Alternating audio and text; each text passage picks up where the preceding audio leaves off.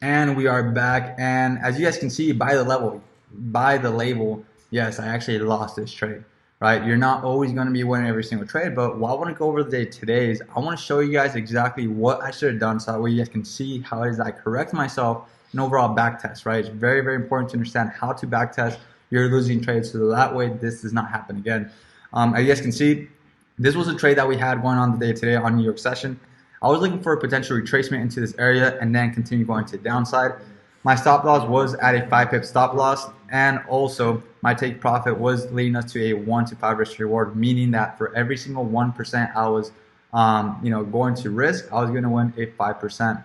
So as you guys can see, this was a losing trade, but I want to talk to you guys as far as how it is that this losing trade could have been a winning trade. How is that I go ahead and recap my trades, and how does I go ahead and back test, because it's very, very important for you to back test. If you do not understand how to back test, please, please, please pay a lot of attention to this little session I'm going to talk about, because it's going to clarify a lot of things.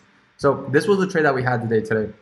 Now, as I was seeing, there's certain things that I skipped over today. I skipped over the 1 hour time frame and the 5-minute time frame. Going on the bigger time frame, such as the 4-hour time frame, you're able to identify that market is still on a very bullish ride, right, to the upside. Market had also created some liquidity up above, which you may see up in this area right here, some liquidity, very, very nice liquidity zone right there. Going on to the 1 hour time frame, which is actually something I skipped over the day today, was it had some very, very clean equal highs, right? This very, very clean equal highs, I knew that market had to come up into those equal highs and take them out for me to consider that trade to be bullish, right? Or that trade to switch certain area. I was looking for selling positions, but if I go ahead and mark this out from the beginning, which I'm going to do right now, you would have been able to identify those buying positions. So on the H1 time frame, you're able to identify that market had created equal highs, and on top of that, had liquidity up above.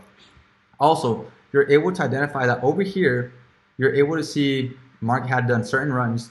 As you have studied the Wyckoff schematic, you're able to understand that this is a accumulation schematic. Now, market went ahead and did its last low, right? It had taken out these equal lows. If you go to lower time frames, such as the M15 time frame, you're able to identify that there was liquidity down below in the zone right here. Now that liquidity that was down below has been taken out, right? And what was it taken out by? It was taken out by this little candle over here, this little wick. Now that market did take out this liquidity, I now have to understand where the market is going to direct itself. Understanding that there's equal highs over here on this area, which I definitely want to take advantage of. Now again, this was a losing trade that I had. Right now what I'm doing, I'm correcting myself so that way you guys can see what I should have done on the session, so that way you can understand what are the corrections, right? So I saw the equal lows being taken out. Now that equal lows are taken out, I understand that there's still equal highs to be taken out. Going on lower time frames, such as the 5-minute time frame, I look at very detailed information. In this scenario, you're able to identify certain things, right? What's one of them? One of them is going to be the divergence. Market is creating divergence to the upside. You can see market going down on the area, and then market going up on this area, which has some very, very nice divergence to the bullish side. Now understand that we have bullish side divergence, we have liquidity that has been taken out, and we have a point of interest that has been taken into consideration. When market went and moved above, it moved above this little liquidity zone right here, right? Moved above, and while it moved above, we also created a accumulation of price right in that area. Now, these were things that I had to look at. And again, I'm correcting myself as far as what it is that I should have looked at. Right here, you're able to identify that market had created accumulation of price and had ran to the highs. Now, when market ran into the highs, you're able to identify as well, it had created more liquidity up above, meaning that there is money to be taken. So my ideal scenario would have been looking for market to retrace back into that area. Many people would think it'd be this point of interest, but no, I would be looking into the accumulation of price.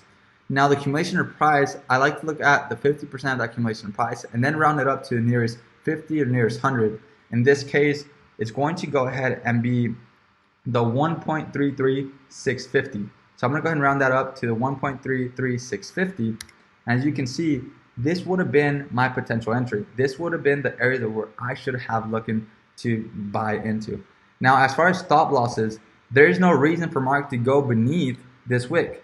Why? Because there's accumulation of price. Market had already accumulated, therefore it has to distribute or has to go ahead and make its move to the upside.